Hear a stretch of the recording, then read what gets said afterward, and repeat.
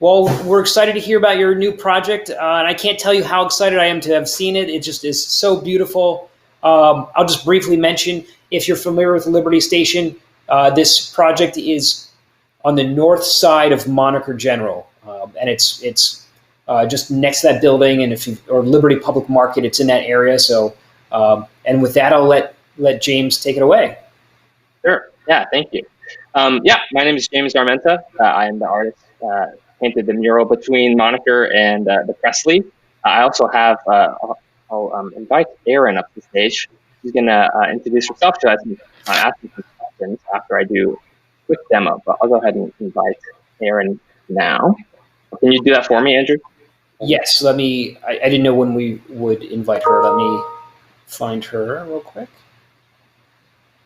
And I'm going to welcome Erin.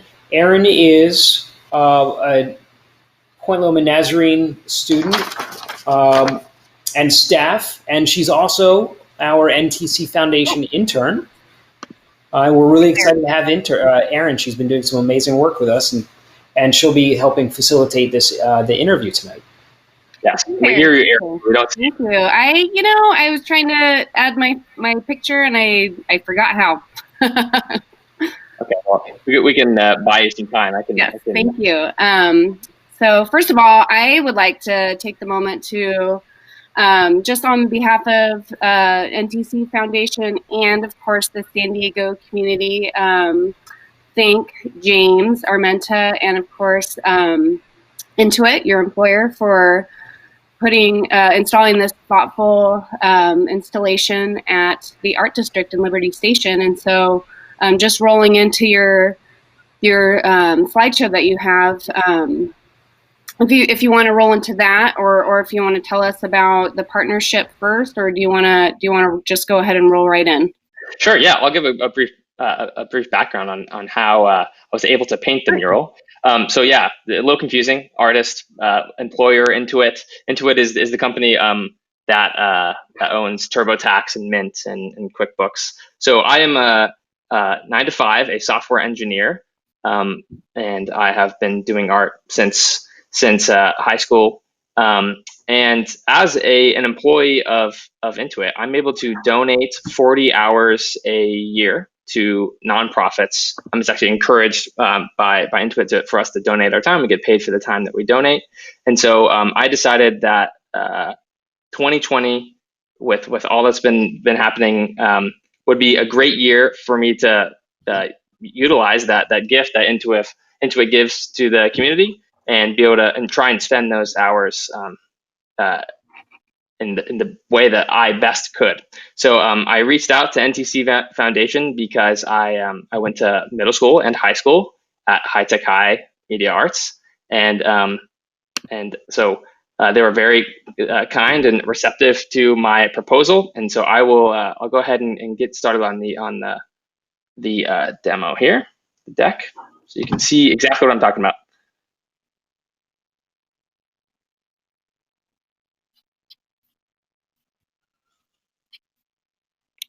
Okay, everyone see my screen all right?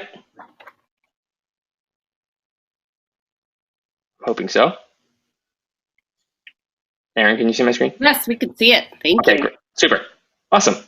So yes, this is the mural. This is the wall between Moniker, and to the right is the Presley. This is the finished product. This is the mural itself. We installed it in late December. Lisa Johnson and Kate Rybalkova were kind enough to walk me through Liberty Station and show me some of the available walls that a mural might be best fit for. And I requested this spot, and they were kind enough to give it to me. And so I'll give you guys a little bit of background about how this design was developed. So I particularly liked this wall. So here it is. When I first toured it, primarily because of its proximity to the shopping center around it. Right, there's Moniker General, Moniker Coffee, the Presley. There's Pigment right next door. There's the entrance to Liberty Public Market.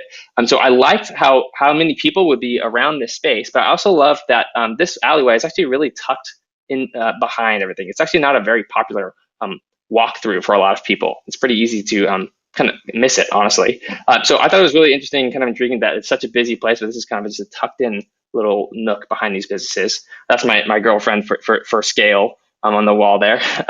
So the wall is about 7.5 feet tall, and I think 60. I got to look at the numbers again, but I know they're 28.5, I believe, on each side, and then there's a 5-foot gap for the door. So this is the wall. This is me taking photos just for reference as I kind of develop the designs. And I'll touch a little bit on my process, like how I chose the design, why, and how I got there. So the NTC Foundation is currently operating with a slogan called "Anchored in Hope." And I really appreciate the nod to the naval background, the touch of the anchored. And I also like the kind of ambiguity that allows. Like, I think that's probably what comprises a good slogan, right? It's like that, it doesn't spell everything out for you. It's not kind of not too marketing gimmicky, right? It's short and sweet and simple. So taking "Anchored in Hope" as a slogan, and also my ideas of Liberty Station, having gone to middle school and high school there, I kind of grew up in the area. I developed a word map. That's generally my process for developing concepts. Kind of just threw everything together. What I think of Liberty Station, what I think of when I think of the slogan. So everything I consider for the location, the history, Point Loma in general. So you see your Navy, World War II, Point Loma, the ocean, nautical. There's a lot of history. The recruits of NTC. And I'm a big Googler, so I do a lot of research. Like just with those words, I just start Googling kind of different combinations of those words. So here's some images that were particularly inspiring to me when I was developing concepts. These are this is the foremost photo is actually a yearbook photo of some NTC recruits. And in the background, there's some physical drills for the NTC recruits, as well as some mock ships for training exercises. So that's kind of specific to NTC itself. I also kind of look up more general terms about Point Loma, nautical imagery, motifs, ocean ships. I'll touch upon how those get incorporated in just a moment. So with those concepts, or with those images and kind of reference points, I developed a lot of concepts, at least 100 different variations and colors of different designs that all based on images like this, right? So I will spare you all of the ones that didn't make the cut, but you'll see here, this is the final design. So this is actually a rendering. This is not a photo. I design in 2D as most might on a computer. I'm actually not a big hand drawer or painter. I do everything on the computer. It's hard for me to design anything without a Control Z available to me to undo. So I found it easiest to be able to see what it feels like in the space itself, right? Like it's really important and useful for me to see. There's my camera. Thanks. Oh, okay, good. You're up. Sorry about that. Oh, great. No problem. So this is where I landed with the final rendering, the final mock-up. And so you can see exactly what I saw in developing it, how it felt. And then you can kind of see a little, again, like a 2D mock-up here at the bottom. So this is the concept behind the design itself. Merging classic nautical motifs, this concept uses maritime signal flags flanked by dazzle camouflage to communicate a message. So you'll see here for each of these are nautical flags. They represent a letter of the maritime alphabet, each one of them. There are 6. Center here. Maritime signal flags have long been used as a system of communication between ships. As I said, each flag represents a different letter of the alphabet. So you see here the kind of the translation here. And so for each flag, again, there's a letter, and sometimes they actually have an implied meaning of each letter. So you see here Q stands for quarantine flag, or N stands for no. Dazzle camouflage, on the other hand, was a disruptive pattern used by ships and planes in both world wars. The bold, staggered stripes obfuscate a vessel's speed and direction to enemies. So you'll see here, these bold white and black stripes often adorned on large maritime vessels. They also were put on ships in both world wars. It's a form of camouflage, again, to make it more difficult. I actually should have put a reference photo here of what it kind of looks like for like a submarine or something. Makes it difficult to see what direction the ship is headed and at what speed. So if you kind of were to squint your eyes and look at these, or see a ship painted with dazzle from far away, it's actually very difficult to tell what angle, right? They're headed, or which direction they're going. So if you're potentially an enemy submarine or an enemy ship, it's very difficult to aim to potentially hit a vessel with one of these brightly colored paintings. It's kind of counterintuitive considering how bright they are. You often think of camouflage as something to kind of mask the outline, but this actually heightens it. And I actually forgot to touch upon. I really like the what really kind of tickled me about using these together is that where these flags are used for communication, the dazzle camouflage pattern is used for the opposite, right? Whereas the flags are used to, I mean, they're both very graphic and similar visually. Their uses are sort of inverse of one another, right? Where these flags are used to communicate from vessel to vessel, this camouflage pattern is doing just the opposite, trying to obfuscate or confuse or hinder another vessel. So here are just some quick action pics of the installation itself. There is not a ton to it other than just some acrylic latex paint from Sherwin-Williams, a few rollers, and just a lot of tape. So we installed this in late December. It took 3.5 days, and it really was so pleasant to be back in Liberty Station. I haven't spent that much time there in quite some time. So this is the final mural. And that is all I have for the deck. So I'll stop sharing my screen and I'll turn it over to some questions from Erin. Thank you, James. And it's actually good to, I can see you, or you can see me now. That's right. That's right. Before. Yeah, so first of all, it was such a joy to be a part of the process of this and actually see 4 days of installation. I thought that was pretty neat. And even just to say that thinking about the way a project comes, you had spoken into partnership and kind of the way things get initiated in the beginning, but there is just so much that goes behind a project start to finish. And so really, I wanted to jump to one of the questions about process, and I only saw kind of the end of the project, and which is just really a tip of the iceberg. I was wondering if you can tell us about the process of selecting a site and imagery, and what influences your work. And you talked about what influenced this project in particular, but just kind of about maybe even if you want to speak about this particular process or project. We saw the mural installation, but what happens beforehand? Yeah. So it all starts with the site, right? It's hard to design anything or even come up with a lot of concepts without kind of seeing the wall first, because just at a sort of a technical level, the orientation, the shape of the wall really dictates what I could put on their design. So that was the first step for me, kind of before ideating it all. I toured all of the available spots, and I was really glad to find that one, which feels like a kind of perfect balance again of a walking space, but kind of tucked in and hidden away. And then my process really is really research based. Like I do a lot, like I said, a lot of Googling. A lot of my non-mural work is very digital, and I use a lot of old public domain images. A lot of my collage work uses images from Library of Congress or otherwise public domain content. So that is generally where I start with everything. I can't do it without a lot of Googling around the internet. So I just looked up as many reference photos of NTC before its renovation, and kind of like what that felt like, and how I could kind of incorporate that nautical naval history into the design.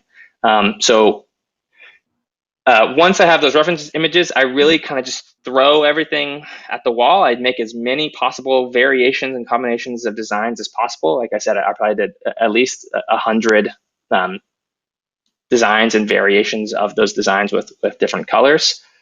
So that takes a process a couple of weeks, and it's really hard for me to do it anything too quickly, unfortunately, because it really helps to like kind of sleep on it, come visit it, see how it feels when you look at it again after sleeping on it. So that was a process. It was really just doing as much as I can, and then whittling down until I chose the design that you see there. So you said something that struck a note to me. Looking up images, and especially in this context, historical images. And there's this really neat juxtaposition of kind of new and graphic mixed with the traditional naval narrative from the past. And so I think that's really neat. And so I have noticed that you do have I can see some graphic influences, and I know you do have a lot of graphic work that I've seen on your website. Can you tell us about some of your graphic work and what initially drew you to graphic art and then eventually mural art? Yeah, absolutely. So as I mentioned, having gone to high tech, the high tech school system, I started at high tech middle. Media arts in sixth grade. I was really excited. It was really exciting for me to have access to laptops with Photoshop. Like that was really, really exciting at 12 years old or whenever you start sixth grade. So I started by doing a lot of digital work and making little websites at high tech middle. So that's sort of where it started off. And I've never been particularly talented as a drawer or a sketcher or painter or anything to do with my hands, or again, without kind of an undo button has always been difficult for me. So that's always sort of been my venue to create, to make things, has been on the computer.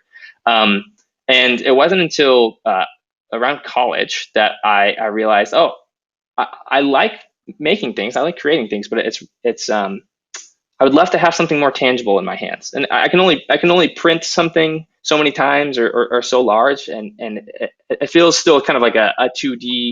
I mean, a wall is still 2D, but seeing something on a screen that's this big is gratifying. But to have it blown up on a wall and for it to feel more permanent than a framed piece of art was really a nice feeling. So that started in college, being able to translate these designs from a tiny screen to a wall. It made it more tangible and occupies a space in real life in the way that something digital doesn't. So I having experienced you install this installation, I do have to say you do have a very steady hand. Oh, thank you. Thank you. Yeah, straight lines I can do, I guess. So I think you definitely, I think in your presentation touched on the choice of colors, imagery, style, specifically for Liberty Station. I didn't know if there's anything you wanted to add on to that, just as far as the iconography. And if not, we can jump to another question. But I know you've covered that pretty thoroughly. Yeah. I can expand upon it a little bit, and just that working in NTC was really easy because of how many dimensions there are, right? With such a historical site, there's so much to work with versus just kind of a plain wall and sort of a new development, right? Having this history, kind of a jumping off points, really made it easy, and you can kind of read into a lot of using these very old systems of communication and making them a little bit new with some kind of newer, more modern colors, not the typical blues or reds that you would expect. So having a space like NTC made it easy to kind of reflect those ideas in the art itself. I think it's neat that you talk about communication in your art as far as the context of this mural at NTC Foundation and what it represents in the narrative of it, and in itself, it's art, and so it communicates to the community, and so that's really beautiful. And there is mystery to it, and it's one of those things that you go by and you question and ponder and put the pieces together. And even while I was down there shooting, I noticed it's already become a place where people like to gather and take group photos and selfies and stuff. And so really well done. Thank you. Yeah, thank you. And so just kind of thinking about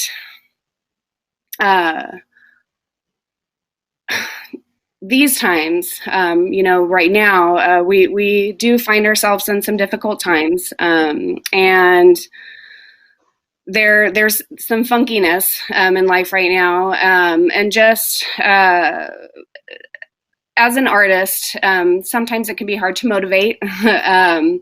And thinking about the young students that are, just graduating from art school, or maybe new emerging artists, people that are just kind of getting into the art world, such as myself. Just right now, when it can be hard to motivate, what advice would you have for emerging artists to lean into creative outlets and to keep making work right now? Yeah, you're absolutely right. Everything is sort of flipped on its head, especially with regards to motivation, right? It's hard to find motivation in the traditional ways. Yeah. I can say, I think it's hard to give advice that works for everyone, right? But I can definitely speak to what has motivated me. First and foremost, just the opportunity to do something, not only that I am like encouraged to do from my work, from Intuit, to use these hours and donate them, but also to a place that I like so much, Liberty Station and NTC, felt like kind of a perfect match.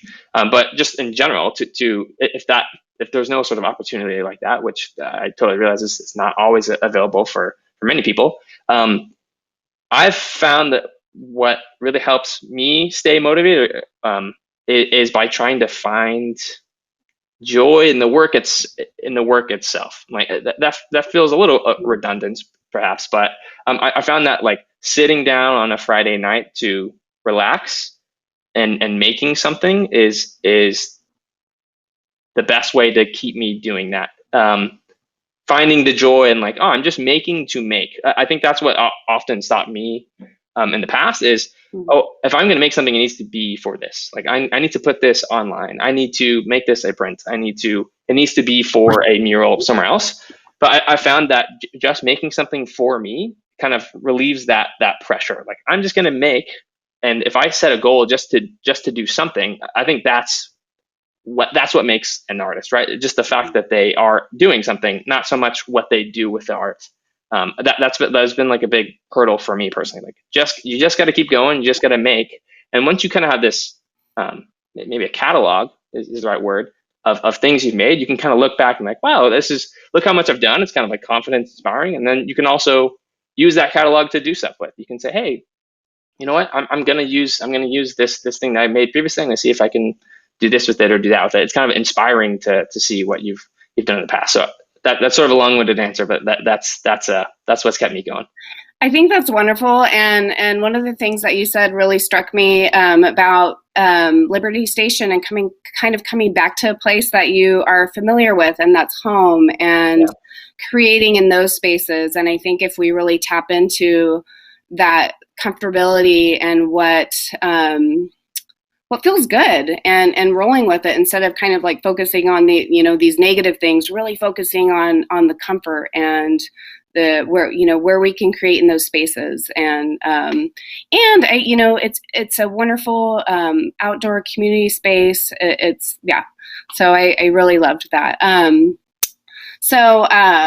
I did want to ask a question about, so San Diego is a wonderful place to create murals. It's a good place to be outdoor, especially right now. It's something that we can kind of do safe and be outdoors, social distance. I would love to hear about other places where we can experience your work. Certainly, we want folks to come down to Liberty Station and see this untitled piece, which is so beautiful and vibrant, and it really lights up that area in between on the side of Moniker. But is there other places that are local that we can experience some of your work?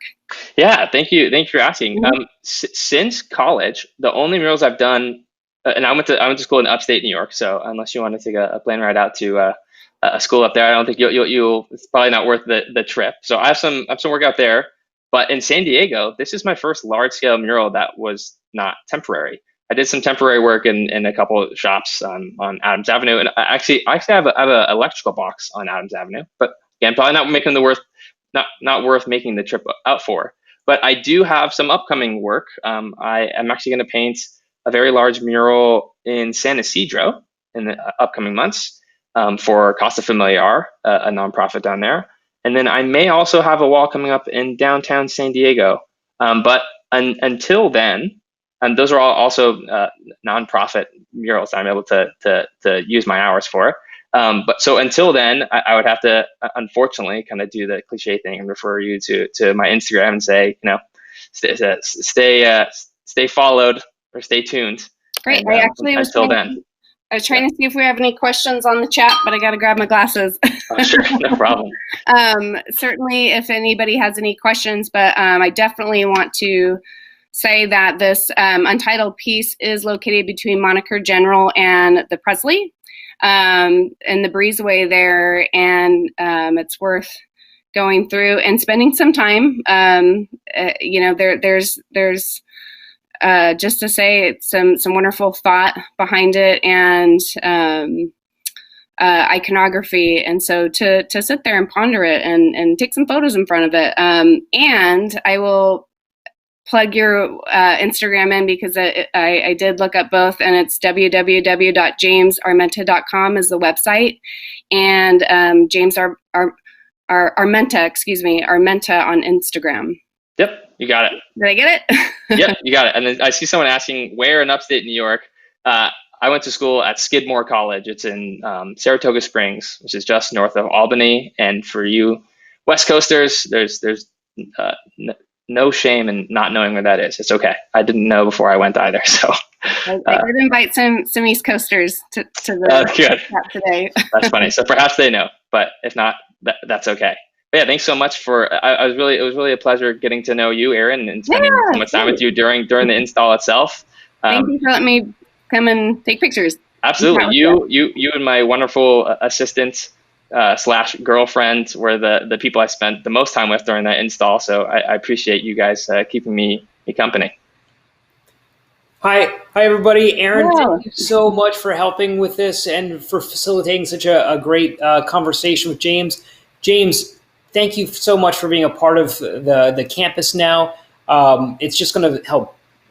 It's so beautiful and creative, and I just look forward to all of our guests here joining. And I've got some friends in upstate New York, so I'm hoping to maybe visit them one day soon and go check out some of your other work. Yeah, it's a great place to be, just not this time of year, Yeah, not this time of year. Maybe September, August, but yeah. And I love that. I love the sentiment of creating to create, especially in this time that we're all living in. And I think that's such a great message to just take home with you tonight and into the weekend. Is just create to create. It's just a fun thing to do, and it's just process, and you can see what comes of it after you've have time to look back and reflect on it. But thank you so much to everybody in our audience who's joined us tonight. We look forward to coming back and presenting next First Friday in February. And so just thank you to the audience for making time for us. We'll be sharing these videos on Facebook and Instagram, Facebook and YouTube. And hope you come back to the Arts District on our social media feeds and just to stroll around the campus if you happen to be in San Diego and enjoy the beautiful campus and all the creativity that abounds out here. So thank you again and have a great weekend. Thank you so much, guys. Thank you.